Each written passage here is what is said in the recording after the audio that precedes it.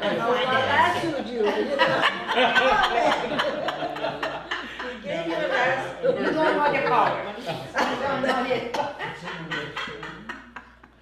It's such a beautiful story. I'll just add one thing to that. It sounds like it might not be related, but it reminded me of a statement that Baha'u'llah made with regard to this sort of this subtlety and delicacy of this balance point.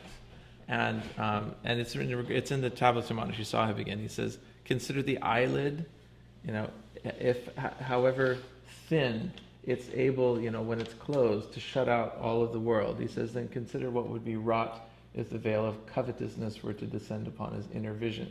And although that has to do with covetousness, I think there's a larger principle that these balance points, for instance, between unity and uniformity and so forth, they're difficult to maintain, and it's so easy to lose it. It's so easy, to have a spirit of a gathering, and then one remark or one thing, and then the spirit disappears. It's delicate, and it's so powerful when it's there, but it's so easy for it to be lost. Anyway, this is a great moment maybe to have a few-minute break. Yes, take Get a break. some tea. There's still, good coffee, I hope. He asks a series of rhetorical questions that go on really for paragraphs. Says, do not these new systems and procedures, these progressive enterprises, contribute to the advancement of these countries in the West? Were the people of Europe harmed by the adoption of such measures, or did they rather by these means reach the highest degree of material development? Is it not true that for centuries the people of Persia have lived as we see them living today, carrying out the patterns of the past? Have any discernible benefits resulted? Has any progress been made? He goes on in this vein.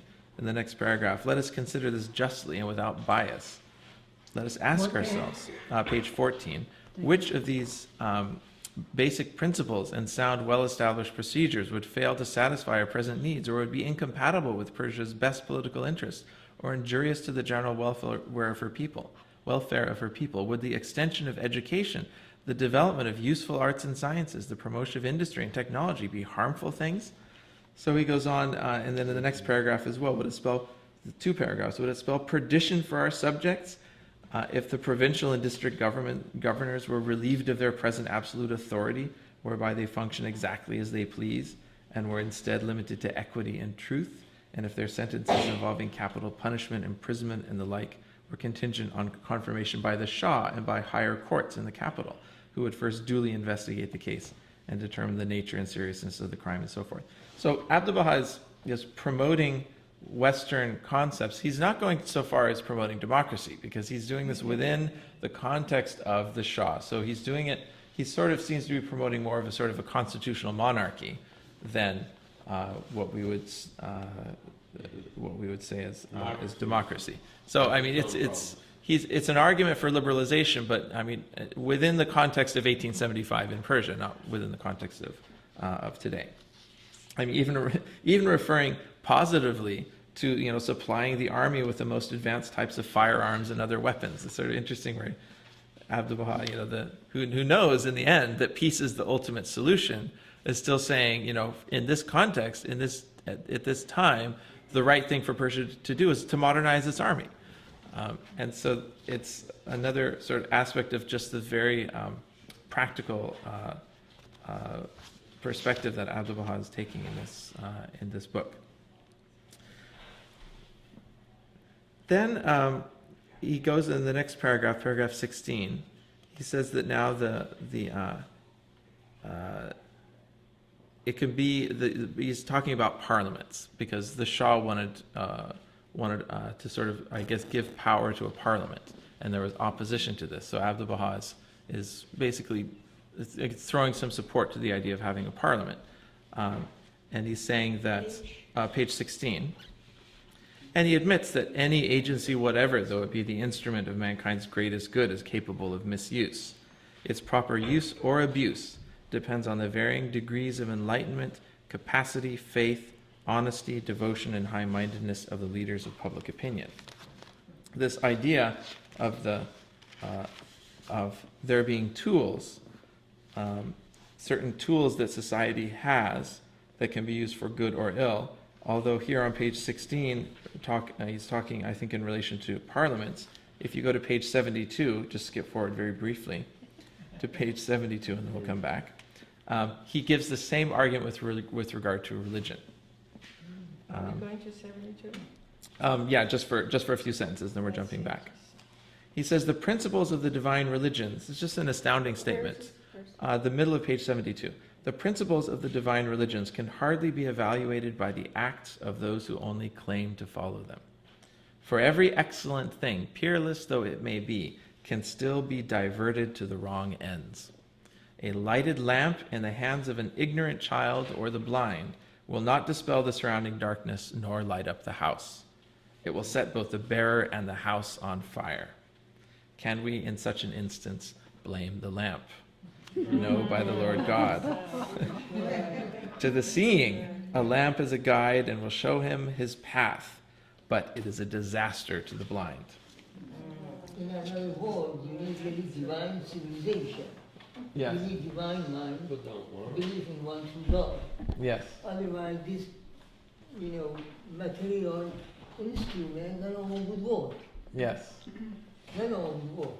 A lot of people don't even want that. They like chaos and stuff. Yeah. Well, I'll just throw this question out then, just to be provocative, and that is, there are certain structures in the tools that were given in the Baha'i faith: consultation, the election of assemblies, the structure, how we elect, how officers are elected, and so forth. These are tools that we have which presuppose a certain spiritual frame of mind, and people, approaching these institutions and using these tools the way they're intended. Is it possible that if one does not approach these tools or does not have the right spirit, is it possible that these tools can be used for the wrong ends? I mean, it's maybe an argument that this argument that Abdu'l-Baha makes in page 72 could be translated into a very powerful or a strong argument that the very tools that we have, that our community has to build a world civilization, just like any tool, it's a very potent thing. And if the people who are using the tools don't have the right sort of principle, aren't using them with the right spirit, and don't have the right sort of spiritual principles involved in the application of these tools, then like any tool, you can cut yourself with it. Yeah. I was wondering if you had an example, kind of, because I can't imagine even under the Baha'i system, even if you tried to make it corrupt, that it just seems like it would be really hard. Can anyone think of anything? What? No, I think it's very, very possible for that to happen in Yeah. essence. What generally tends to happen, though, is you have discord. Yeah. And basically, it just kind of dissolves. Yeah, I can see it being ineffective, totally ineffective at accomplishing anything, but actually causing corruption, say. No, very possible. I think when people's egos kind of get too strong in that area, that can Yes. definitely be dangerous. Yeah. It usually means that it wouldn't be complete, that you'd be leaving out part of the message, Covenant breakers have used the principles of the faith and espouse the teachings, and yet are leaving out some very important parts. Exactly. Yes. And then therefore, creating chaos and disunity. Yeah. Yeah. Anybody uses the name of any religion for their self-indulgence or self-esteem and purposes, then it becomes an untrue religion. Yeah. It is not a religion at all. It's a cult. Yeah. Follow it. What about unity? The principle of unity.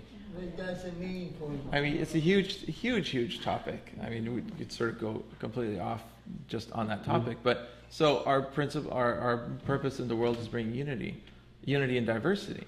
But in the wrong hands or used with the wrong spirit, it becomes unity and uniformity. Yeah. And there's a fine line between unity and diversity and unity and uniformity. And it's very difficult problem, and there's no easy solution to what are the boundaries of individual expression, saying what you want, doing what you want. That's the diversity part of unity and diversity. Where's the boundary between that and, unity and doing things together in a certain way?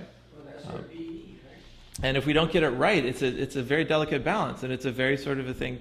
It's a balance that can easily be disrupted. Sorry. No, I said that's your B. B and E. The B and the E. That's right.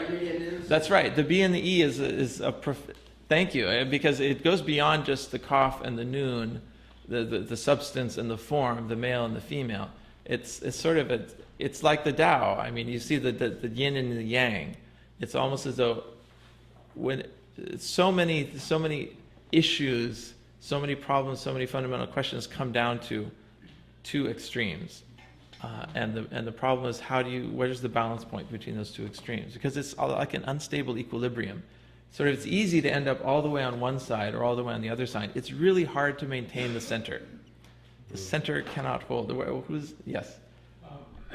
Just want to make a very quick example of when I first became a Baha'i in 1994. I had gone to this beautiful program, it was in Narus, 1994. Beautiful program, multicultural, San Francisco Baha'i Center. A lot of stuff about justice, and it spoke to my heart. It took me about 8 days to become a Baha'i. But when I went to that program, right after the program, we went into the banquet room. Now, what was happening at that time is that the United Farm Workers had just launched a new grape boycott. Maybe some of you remember the International Grape Boycott for Justice, right? And I walked into the banquet room, and there was this huge pile of grapes on a table. And now, I wasn't a Baha'i yet, and so I had been a communist for 15 years, so I had some rough edges. And so I turned over to my host, who was a student of mine, and I go, why are these, grapes here? I mean, I just heard all this thing about justice, from the halal, and so on and so forth. And she goes, yeah, I don't know. And I said, well, who's in charge of who ordered the food, So I found the person who was in charge of it. And so I asked him about this. And then he says, well, in this tone, we don't believe in boycotts. They're divisive. And so I turned over to the host and I said, this seems like same old, because I looked at other possibilities after trying to be an atheist, for 15 years. And I said, I can't stay here. So anyway, I started walking down these long stairs to the street. And then I thought, well, in every movement I've been part of, there have been those that walk the walk and those that just talk. So, and I still get emotional because I was headed out the door, And so anyway, so then I told myself, I'm going to find those Baha'is that really, whose now I know, whose deeds are in unity with their words, right? And so then I looked ahead of me, and down the stairs was the Baha'i Book Center and the bookstore. So I went to the bookstore instead of the street. But anyway, it really taught me a big lesson right away that you don't know how fragile souls will be that are approaching you, and if they've had some negative experiences in the past with whatever religious tradition they were involved in, you can turn off the switch just like that with your words. And the moment you went up and down these steps, then Baha'u'llah turned you back. You don't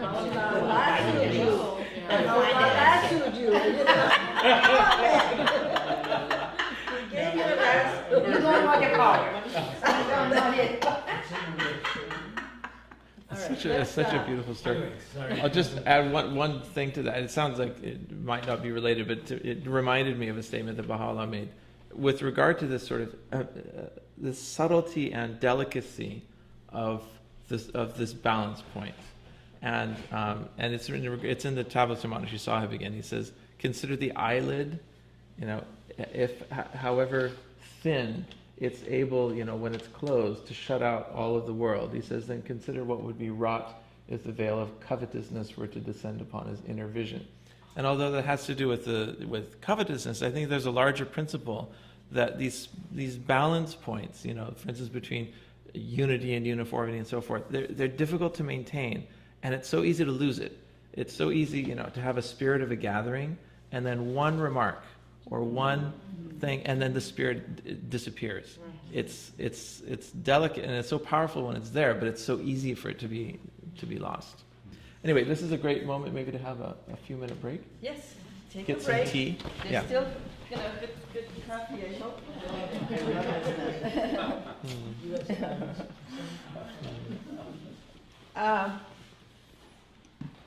This is really quite wonderful. I don't think this class should be over at all this afternoon.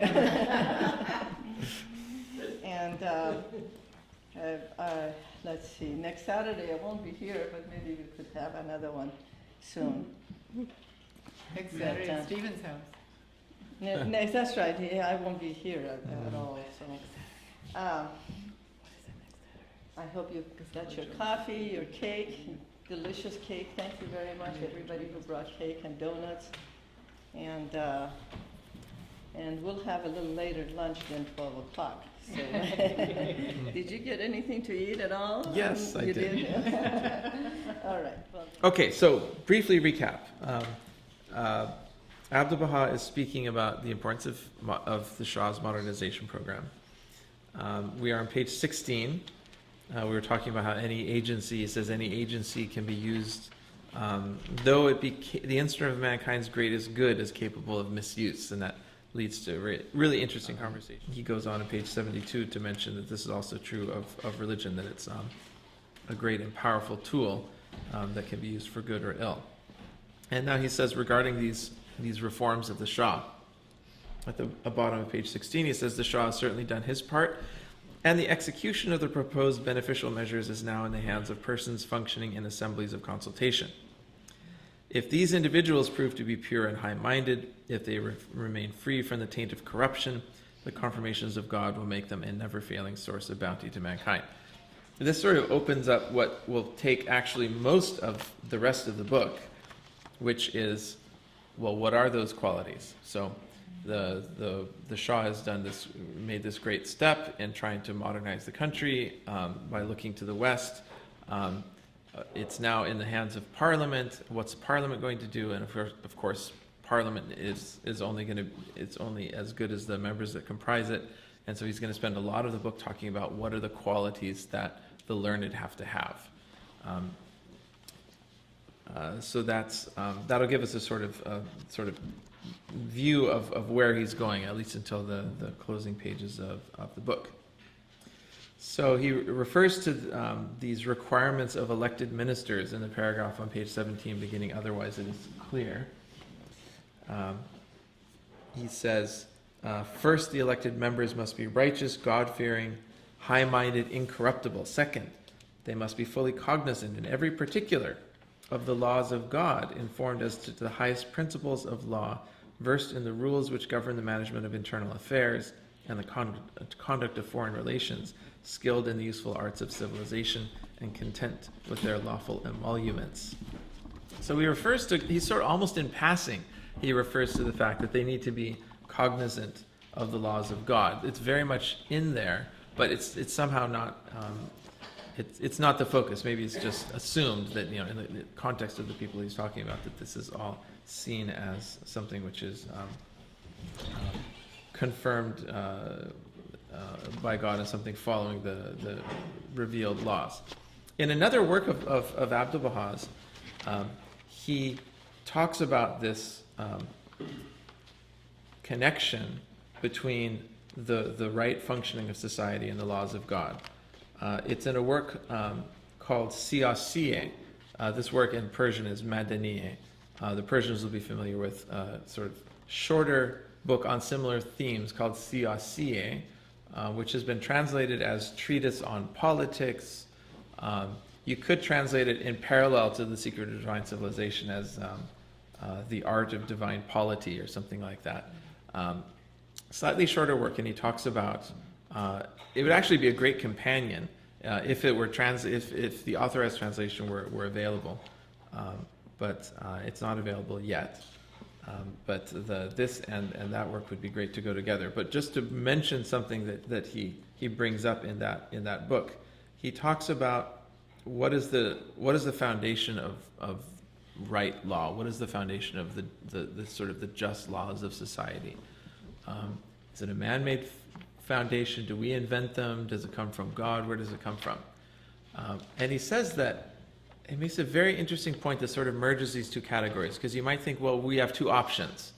One option is that the just laws of society are things that we discover through trial and error. And in a process of iteration, we end up creating better and better constitutions. We learn from the past, and then you have something like the American Constitution written, which builds upon centuries and centuries of experience, trial and error in government and so forth, and it's ironed out most of the difficulties, and you have something that works better than things in the past. Another option is to say, well, it's brought to us by God. God reveals what we do, reveals the structures, reveals the laws. Abdu'l-Baha in the Siyasi brings these two ideas together, and he does it in the following way. He says that the right laws of society arise from the interrelationships proceeding from the realities of things. He uses a particular phrase in Persian, ravabete zaruriye, the essential relationships. He says the laws are an expression of the ravabete zaruriye, they're an expression or an outcome of essential relationships, which proceed from the realities of things. He said that's what the true laws ultimately are. In other words, they're not arbitrary. It couldn't have been otherwise. It's not like you had 10 different options and, well, we're going with this one. But in the end, what society needs to go forward and what will result in the greatest flourishing of all of its members is something which is more intrinsic. It's more sort of deeply interfused. It is an outcome of essential relationships. Is it another word is intertwined? Can be? Well, what's intertwined? Siyasi and Madaniya. Those two works are definitely speak to each other. They're definitely related. You could say they're intertwined in a way. But the point I'm getting at, where in Siyasi, where he talks about the rules of society as an outcome of these interrelationships, is that elsewhere this is the definition Abdu'l-Baha gives to religion, and this is in some answered questions when he's asked in chapter 40 or 41 of some answered questions, where a question is asked about the knowledge of the prophets, the knowledge of the manifestations of God. Is it, how do they know what they know? How do they tell us what they tell us? Is it just arbitrary, or are they just, God tells them this and they're just repeating it to us? Is there something else going on? And Abdu'l-Baha says, they know what they know, they say what they say because they understand the rava bete zaruriye. They understand these necessary relationships. And it's from the knowledge and understanding of these necessary relationships, as haqa'iq ashya yes, which proceed from the realities of things. It's from this understanding of those relationships that they say what they say. And Abdu'l-Baha says, because that is what religion is in the end. Religion is an expression of necessary relationships. Now, can we define science also? Yes, I'm getting to that. Yes, you're skipping ahead. That's exactly my next point. So in Siyasi, he says the laws of society, ultimately the correct laws of society emerge from necessary relationships. That is, in fact, at the deepest level, what religion is. Now, this is a revolutionary statement, and it's not an obvious statement, because it redefines what religion is. I mean, we're used to thinking about religion in very different terms. When you say relationships, you're referring to what? How things interconnect, and the laws that arise from those interconnections. Interconnections at the fundamental level of atoms and molecules, but then at a higher level of people, of how people relate. I mean, and the laws, the interconnections and the laws and relationships at the lower level it's all a spectrum. There's from the bottom to the top. Is that something like how traffic laws come to be? Traffic is laws. That kind of the category we're talking about. Well, okay, if you have to stop at the stoplight, right? Sure. I mean, yeah, everyone can't just do what they want. There have to be certain laws. I'm not quite sure. Well, I'm having trouble understanding what you're saying, so I'm trying to put it in an example that will help it. An example you can can keep going. You can keep going. Yeah, well, gravity is an essential. I mean, I guess what you want is you want to derive one of these laws and say, well, Yeah. how it's not arbitrary, but it has to I be don't there. want to interrupt you. Yeah. Maybe I'll understand when you're in the middle of the process. Yeah. Okay. Well, let's take that and run with it for 30 seconds. So you can say, if there were no rules of the road and everyone was driving however they wanted to, then there would be all sorts of traffic accidents. And ultimately, people wouldn't get to their destination because the roads would be filled with crashed cars and so forth. However, which means that for there to be order on the road, or for people to get to point A to point B, you have to have certain rules. And there have to be, for instance, where two roads cross, there must be special rules for those juncture where two roads cross. There have to be some rules saying, okay, you can go at some times and you can't go at other times. So you might say that the emergence of, some form of traffic control, like stoplights, or whether it's red or green, may be arbitrary. But the fact that there has to be some sort of signal saying you can go now, you have to stop now, is a necessary consequence. It's a consequence of the fact that you have cars going at certain speeds and people trying to get to certain places in certain periods of time. You have to all agree. And out of that arises the need for there to be certain rules to make that possible. You have to all agree that you don't want to have accidents. And everyone has to agree to those rules, and everyone has to agree to follow those rules. So, Tulsi. I was just saying, so at the same thing at higher level, United Nations or groups like United Nations, where you have a polarization, like a yin and yang between nations, where America is a very strong belief in separation of church and state, where you have an Islamic state where there's a strong belief of religion being Yes. religious text being the basis of Yes. all the laws. And then you have a direct yin and yang right there. Yes. And the United Nations is like an approach to basically listen to both sides and try to address both Yes. sides. That's a great point. How do we bring these two together? Can we bring these two together? Maybe this perspective that Abdu'l-Baha is introducing will offer a way forward on multiple dimensions, in this political realm as well as in the scientific realm. So Hassan mentioned, he said something similar about science. In Abdu'l-Baha's tablet to Dr. Farrell, which was written in the last year or two of his life, 1919 or 1920, is a non-Baha'i but a very famous, well-regarded scientist and entomologist, a Swiss professor who wrote to Abdu'l-Baha and asked him about the Baha'i views of the soul, of nature, and its relationship to the divine, and so forth. And in the course of this amazing tablet, which has long been out of print, but it's available on the internet, he talks about nature, and he says, what is nature in the end? Fundamentally, he said, nature consists in Rava bete zaruriye, kehas hakoyake asham yes, mon ba'es kardea or something like that. Mon ba'es kardean, or mon ba'es shodean. Yes, it emerges from. Yes. So he uses almost exactly the same words in the tablet to Dr. Farrell, saying this is what nature is. Nature consists in the essential relationships that proceed from the realities of things. Say it again, nature? Nature consists in, or is, it's the essential relationships that proceed from the realities of things. This is his definition of nature. It's his definition of religion. It's his definition of the true laws of society.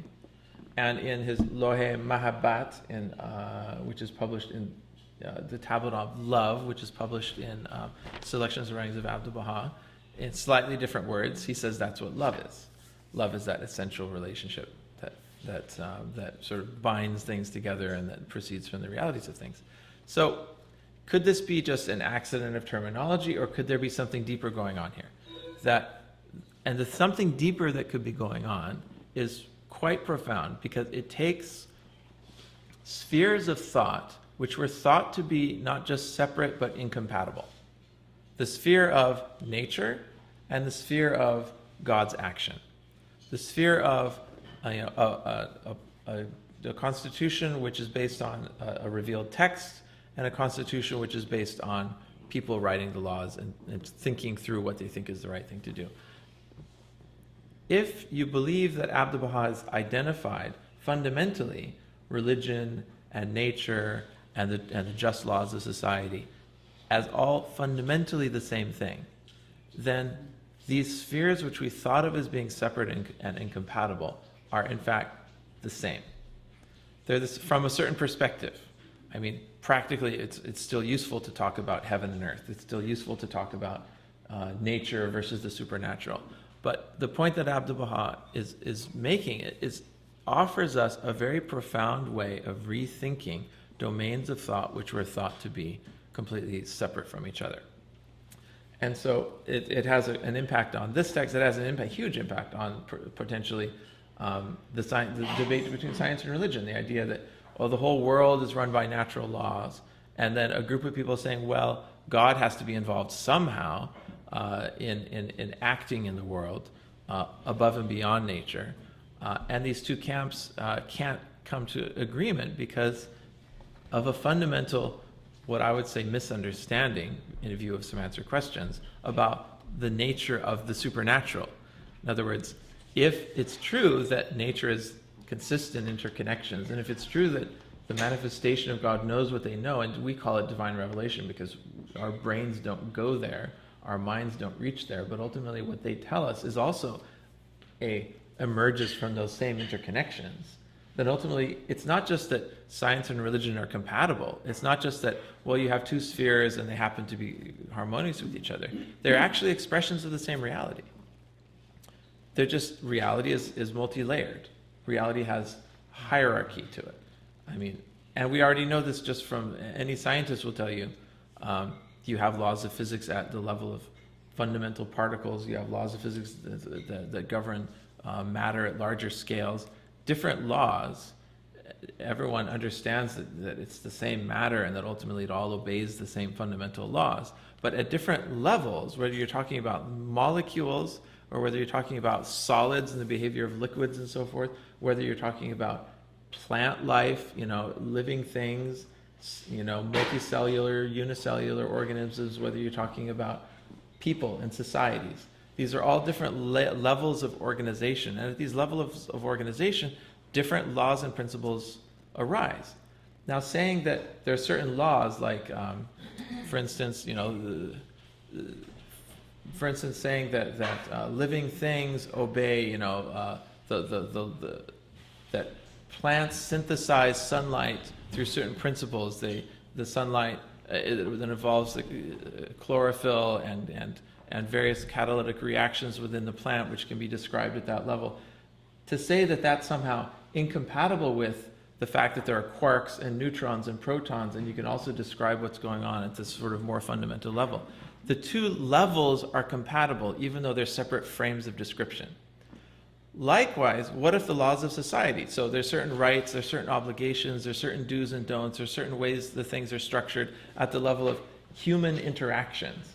And ideally, sometimes these are the wrong ones because we haven't hit upon it yet, but ideally Abdu'l-Baha says these are based on those relationships, those fundamental connections, those necessary relationships that arise from the realities of things.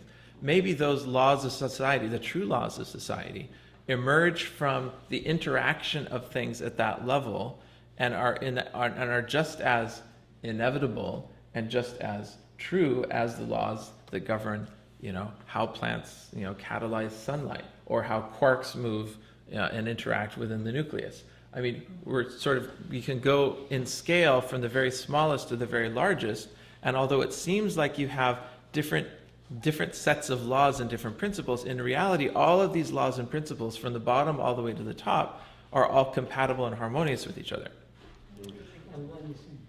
So in other words, you don't have competing frames. You have different frames, and you have different laws and principles that apply, but they're not in competition with each other. One doesn't supersede the other. One does not negate or cancel the other. So a government and a true religion can work together. A government and what? Government and a true religion. And true religion can go together, Can right. go together. So this is Abdu'l-Baha's point. Yes. This is Abdu'l-Baha's point in CLCA, and his point also in Secret of Divine Civilization, that you can think of, and this is where you get to some subtleties, because you can think secularly about government, and it may be that those principles that you've arrived at through purely secular means may be entirely harmonious with and aligned with principles that other people also have adopted, but through other means, because someone has said so, through divine authority. So Baha'u'llah says, organize yourselves in this way. Elect assemblies, for example. The principle of the spiritual assembly. That's something that Baha'u'llah said, this is a feature, of the organizational feature of the future world civilization. You can consider that as handed to us by an inspired person. At the same time, you can think in secular terms that, well, actually, it just makes sense that this is, in the past, we've tried other modes of government. We've tried, autocratic modes of government where a single person has all the power. We've tried these democratic forms of government, which are representative, where the people that are elected have to spend all their time trying to get reelected because they're representing the people that elected them and so forth. And you can sort of think your way through it, all these different modes that have been tried, and maybe what we have now and the principles of Baha'i administration we have now, which has the democratic form of election, but the people elected do not represent the people that elected them. That's an interesting sort of twist. It's not a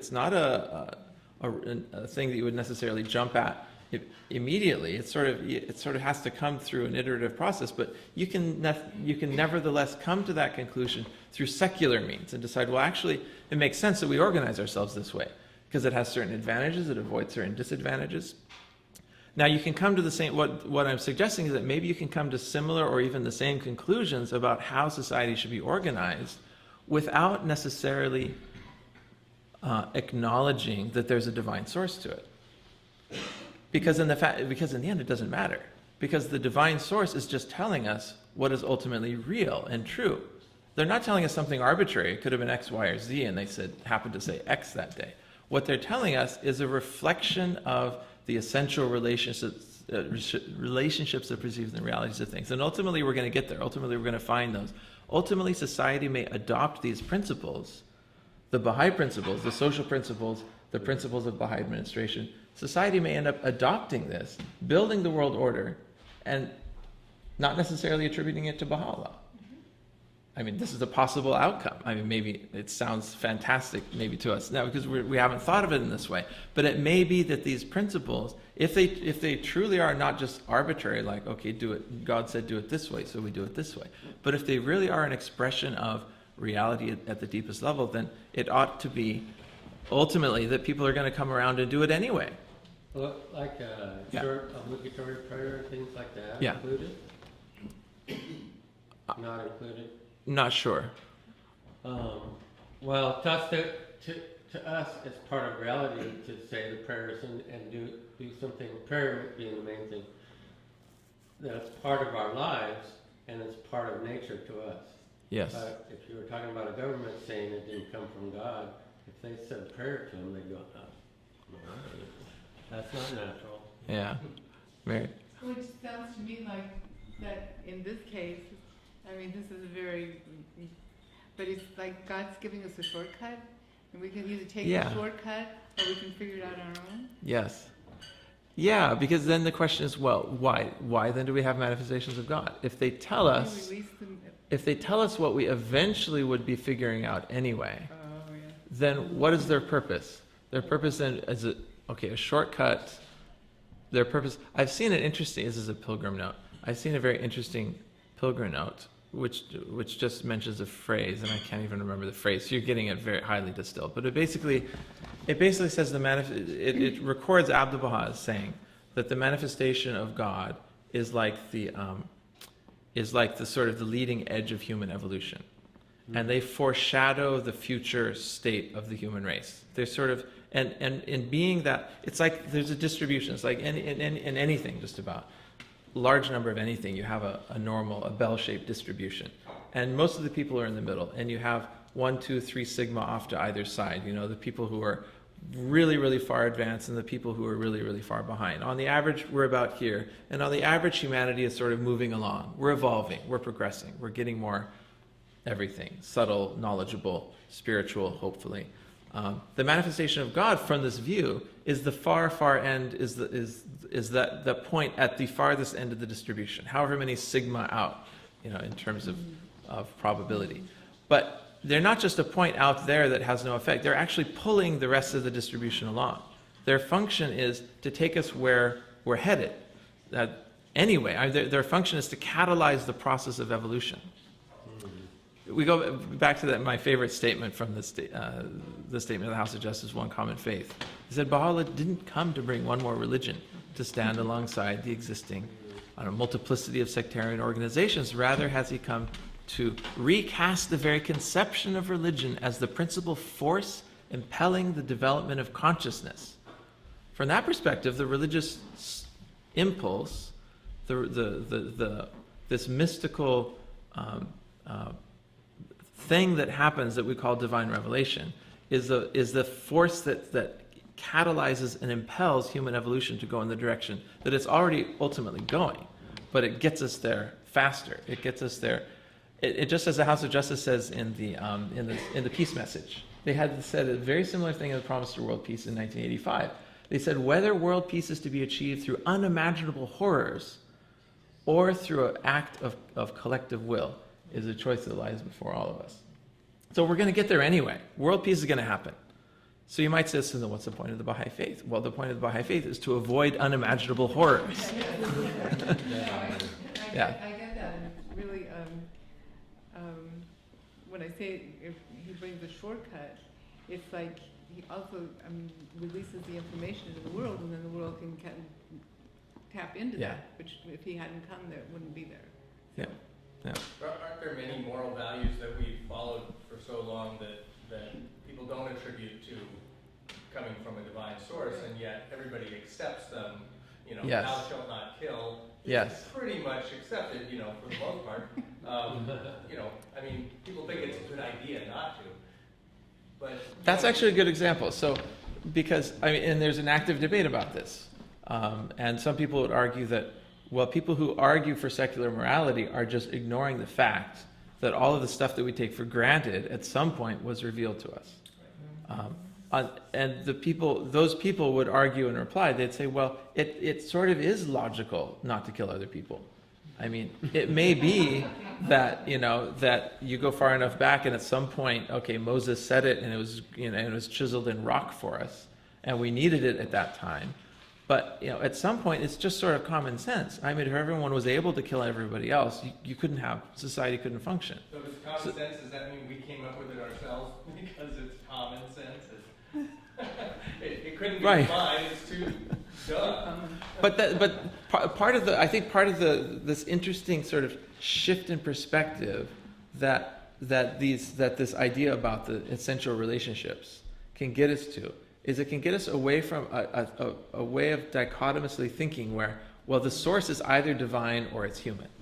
In reality, the divine source and the human source it's the same source. We call it divine when we don't get it. Right? We call it divine when it's far enough above us that we can't get there ourselves.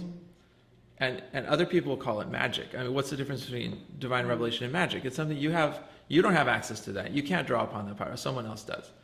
And we call it natural or common sense when it's something below us. And you can see this also in terms of this arc of ascent and descent, the circle of creation. We are somewhere on the circle of creation. Abdu'l-Baha says we're on the lowest point, actually, of the circle of creation. We're the highestly evolved physically, but also potentially the farthest removed spiritually. If we choose, we can return on the ascending arc back to the Creator. But here we are on the bottom part of this arc of circle of creation. And Abdu'l-Baha, in one of his talks, which is in Persian, it hasn't been translated in English, but it's in Ma'adeya Asamani Volume 5 for the Persian friends. He says, in one sentence, he gives us the key to all of this. He says, from the perspective of the plant, the animal is the spirit and the spiritual reality. So this whole idea about material and spiritual can be a matter of, well, wherever you are on this circle, whatever's in front of you, what you don't get, you call spirit, magic. Whatever's behind you on that circle of existence is what is your material world. So maybe it's a similar sort of a thing. So if to the plant, the animal is the spirit and the spirituality, but nevertheless we understand because we're beyond both the plant and the animal, we can look backwards and see, well, plant and animal are all part of one physical matrix and they all obey the same physical laws. We can understand how a plant, the laws that a plant obeys are different than the laws that a mineral obeys, because the plant is reproducing and growing, and there's different principles involved once you have life. But we understand, because we encompass the mineral and the vegetable worlds as well as the animal world, we sort of understand that they all operate according to physical laws. There isn't any magic involved. There isn't like two different kinds of stuff. There's mineral stuff, and there's vegetable stuff. That used to be the idea up until a few centuries ago. There was this idea that there was a life force that allowed things to live, and this life force was some sort of ethereal substance. They had what was the name for it? Noumena, or they even had. There was a whole theory of noumena, of spiritual breath of life that animated living things. But as chemistry evolved and we realized that every physical process that we can see can be explained in terms of chemical reactions, then the idea that there was some separate kind of stuff that was involved in say a vegetable over a mineral, that idea eventually sort of fell by the wayside. And now the consensus is that, okay, minerals and vegetables are all made of the same atoms and they all follow the same laws. And we still don't understand what life is. That's still a mystery. We don't understand fundamentally what separates life from lifelessness. But in principle, we don't necessarily need to posit the existence of a different kind of stuff to understand how life works. It's a higher level of the thing. It's an emergent property of things. It's sort of like molecules of water separately, two hydrogen and an oxygen has certain properties. But until you put together enough, billions of them, many, many billions of them, does an emergent property evolve that it's fluid and it freezes at a certain point and it turns to steam at a certain point. It has all these properties that we associate with water. But if you divide that water up into the individual bits and pieces, you're not going to find those properties anywhere. Those properties are potentially there, but only when water does certain things. When it gets together and in certain temperature and pressure conditions, then you have water. And the properties of water are an emergent property of the water molecules. Maybe life is a similar thing. You get chemicals arranged in certain arrangements with a certain degree of complexity, which is maintained, certain energy inputs and certain metabolic reactions and so forth, and you have the thing that not only sustains itself, but actually multiplies itself. It's an emergent property of matter. It doesn't require a dualistic ontology. It doesn't require you to posit that there's material things and then there are living material things. It was actually the idea until sort of recently that carbon-based compounds were based on were a very different, were made of a different sort of stuff than mineral compounds. It was thought that anything that came out of life, and that these life-based compounds could never be synthesized in a laboratory because they could only be produced by living things. And this was a result of this divide in our way of thinking, that you had physical stuff and you had living stuff, and there were two kinds of stuff. And then at some point, the chemists in the laboratory create our own Frankenstein microbes or whatever, that maybe we will. Who's to say that we aren't going to discover how to do that? We don't know yet, and so mysteries remain. But the basic, philosophical divide between mineral and vegetable has sort of collapsed. In the same sense that divide has collapsed, perhaps a similar thing could happen or will happen or is in the process of happening when we think about the spiritual and the material. We think of them as two kinds of stuff. There's the material world that we all live in, and then there's spiritual realities. But based on these statements that Abdu'l-Baha makes, about religion being essential relationships, nature being essential relationships, the laws of society being ultimately based on essential relationships, maybe this gives us a hint of a different way of thinking about these different domains of thought. That maybe the spiritual world, we have called it by a different name. We have thought about it as being a different kind of stuff. We think about spirit as being spiritual entities as being different from material entities. We have in our minds And we probably haven't questioned it because it's a fundamental assumption of sort of the whole Western conception, Western theology and Western philosophy. We think about things as divided into material and spiritual. Maybe this is an artifact of a particular way of thinking. And maybe as we move on, we'll come to a deeper understanding of spiritual realities and understand that what we call spiritual is still useful. I mean, it's still going to be useful to talk about spiritual realities versus material realities, because here we are on the arc of descent. We're not moving anywhere. I mean, our understanding that there's an arc and our understanding that these things are relative doesn't change where we are on the arc. I mean, we're still at a certain point, and it's still always going to be useful to think about material world and to contrast it to spiritual things. But in a sort of, if we take a step back, we'll be able to think about these spiritual realities as being more not fundamentally separate from the material realities. We'll be able to think about the spiritual and material as being actually part, the yin and yang of one system, of one reality. I want to ask, in general, what I'll try to understand it, and then whether I understood it. Mm-hmm. That the spiritual reality, which have some principle which we learn from it through the religion, and then through the messenger of God, and then established our principles to go and deal with the material things.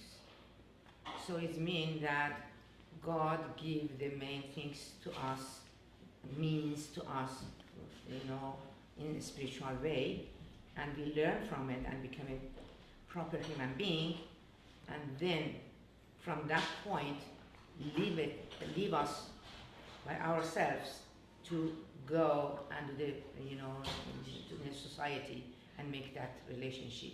So through this, although it's not interfering what we are doing, in another word, we are in that control to do this. So in a, not a straight way, but in directly, we are doing what God wants to achieve in the society. Am I right? Am I understanding like that? Or That makes sense. Yeah, that makes sense to me. Does anybody else have any comment?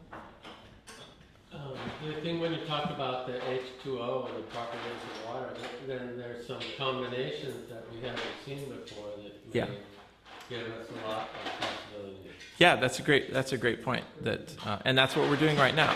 Actually, we are as a community, we're trying for the first time to build new patterns. Shoghi Effendi talks about this new world order, the administrative order, as the pattern. Sort of the embryonic pattern of the world order. We are trying to arrange human relationships in a way that hasn't been done before. And so it's difficult.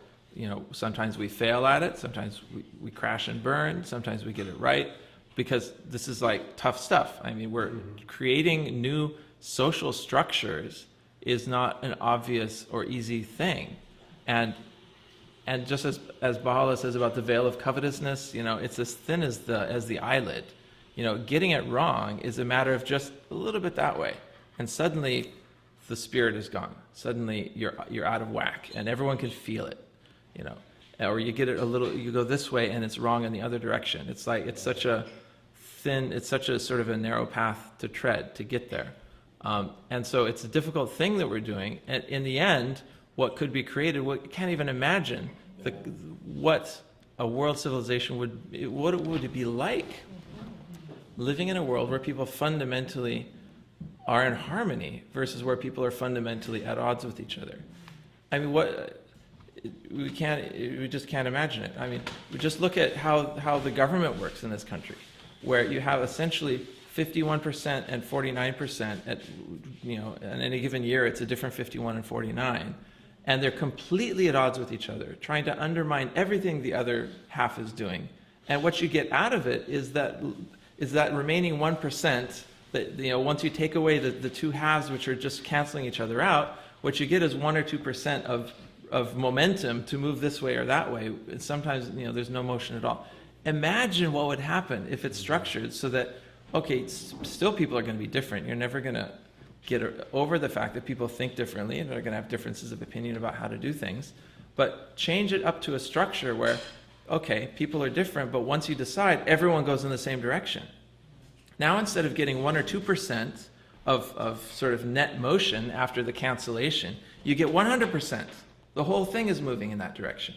It doesn't guarantee it's the right direction, but it does guarantee that you're going to get there a lot faster. And if you get there a lot faster, then, and if everyone agrees that when you get there, that your eyes are open about whether it's working or not, then you're going to be able to change direction that much faster and get to the next thing that much faster. It just multiply. You can see easily it multiplies by a factor of 100 how quickly you can move and how quickly you can self-correct and how quickly you can get, yeah.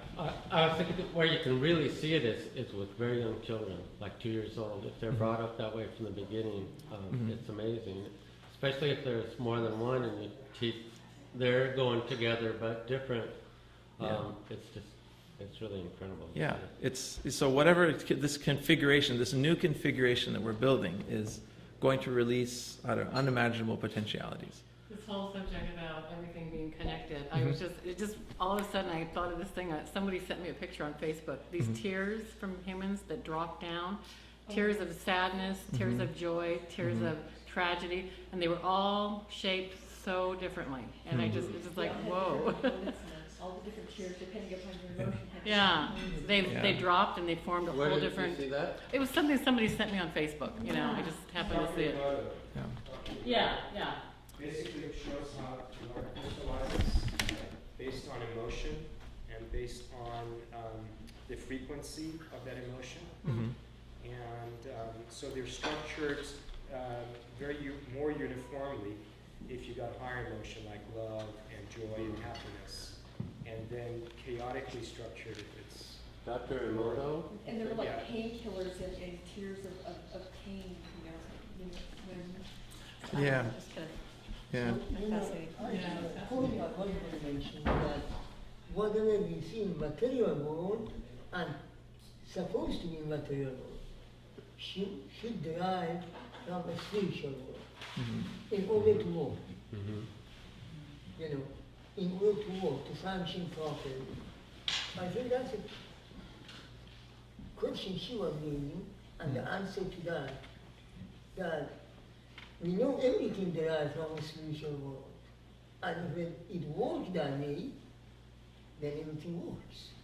Government, they're building a road, planting a tree, opening a business, your relationship with other people, whether outside, inside, is all derived from a spiritual reality world, and it should be that way in order to work.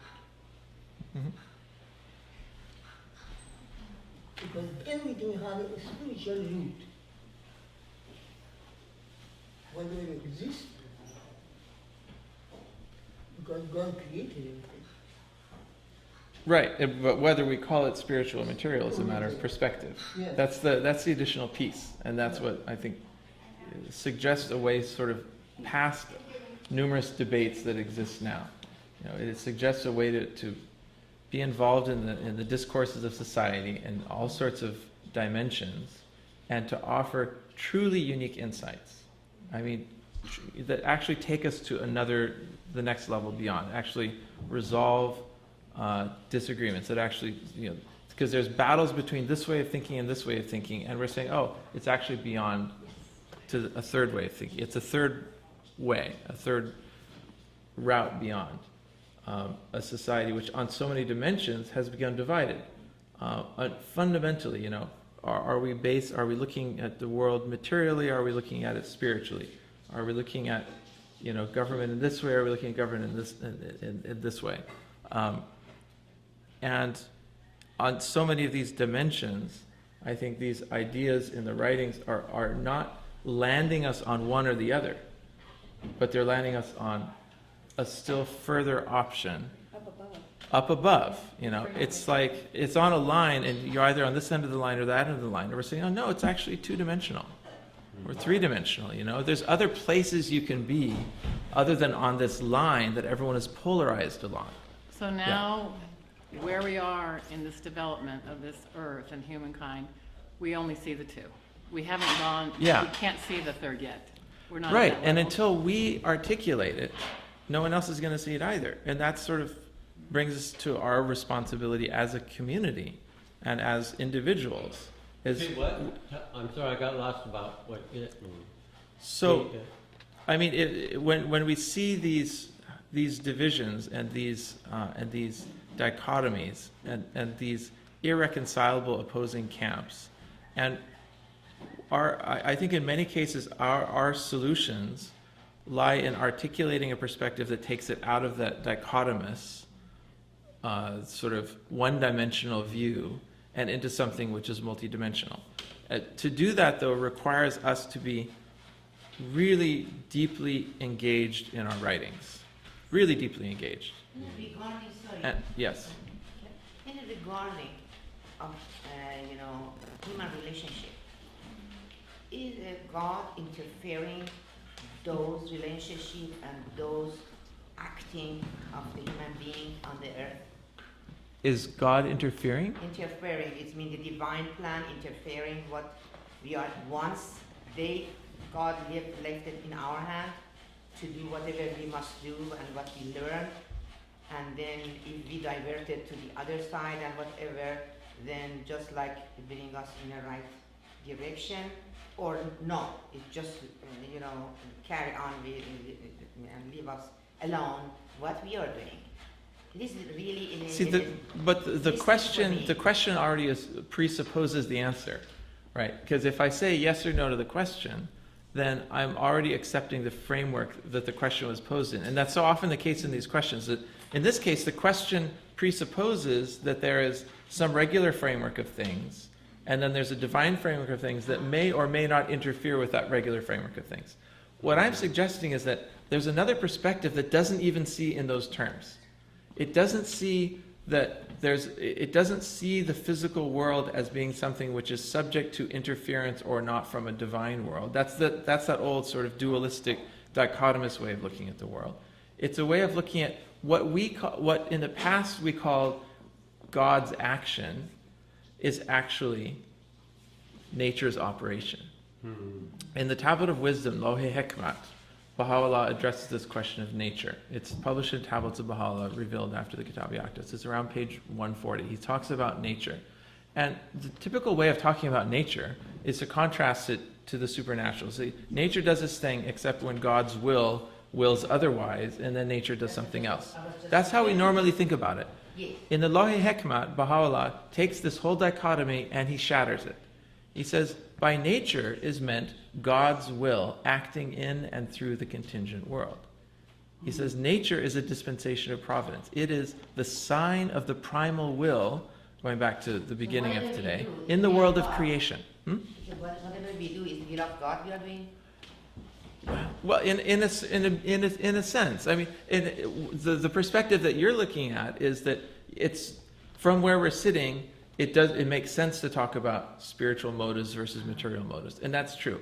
The perspective that I'm looking at it from is the perspective suggested by Baha'u'llah in the Tablet of Wisdom, where he says that actually nature is a mode of God's activity.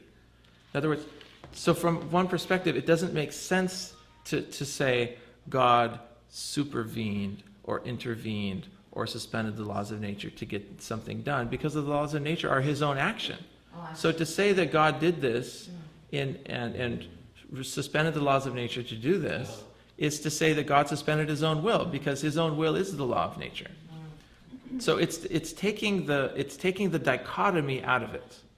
And Abdu'l-Baha also wrote a tablet commenting on this particular passage from the Tablet of Wisdom. And he goes further and he says, whatever the theologians have said, that the divine philosophers have said in relation to the primal will, is the same as what the scientists have studied and called nature.